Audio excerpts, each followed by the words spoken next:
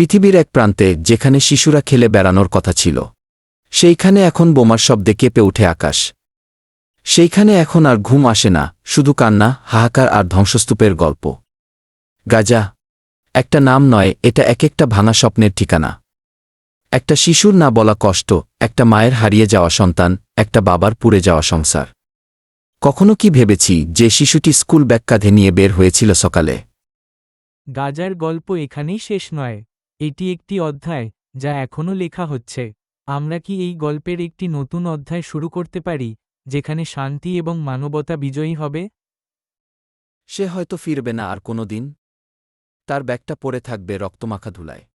মানবতা আজ কোথায়? এই পৃথিবীতে এত সংগঠন, এত রাষ্ট্র, কিন্তু গাজার এক ফোঁটা চোখের জল কেউ মুছে না। কারণ সে মুসলিম, কারণ সে গরিব। একটা জাতি প্রতিদিন বাঁচার জন্য যুদ্ধ করে। তারা কারও উপর হামলা করে না, তাদের তো অস্ত্রই নেই। তারা শুধু চায় একটু নিরাপদ ঘর, একটু ভালো ঘুম আর একটু শান্তি। একজন মা তার সন্তানকে জড়িয়ে ধরে বলে, বাবা, ভয় পেও না। আকাশের ওই শব্দটা খেল না। কিন্তু মা জানে সেটা বোমা। সেই শব্দে হয়তো পরের মুহূর্তেই হারিয়ে যাবে তার সন্তান। এই আর্তনাদ, এই কান্না আমাদের চোখে জল আনে না? নাকি আমরা এতটাই অভ্যস্ত হয়ে গেছি মৃত্যু আর রক্ত দেখে? গাজার শিশুরা জানে না জন্মদিন কেমন হয়, তারা শুধু জানে কারফিউ, কাদা, রক্ত আর লাশ। এ কি আমাদের সভ্যতা? এই কি মানবতা? এই নিঃশব্দ গণহত্যার বিরুদ্ধে দাঁড়াতে হবে। কারণ গাজার কণ্ঠস্বর আজ আমাদের কণ্ঠ হোক। গাজার কান্না আজ আমাদের প্রতিবাদ হোক। মানবতার এই আর্তনাদ আর উপেক্ষা নয়। এখন সময় গাজার পাশে দাঁড়ানোর।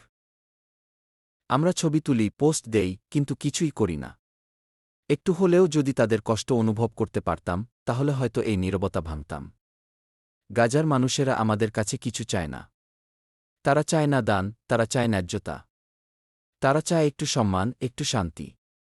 আসো আমরা একসাথে বলি, এই যুদ্ধ থামাতে হবে। আপনি যদি মানবতার পক্ষে থাকেন, অন্তত এই ভিডিওটা শেয়ার করুন।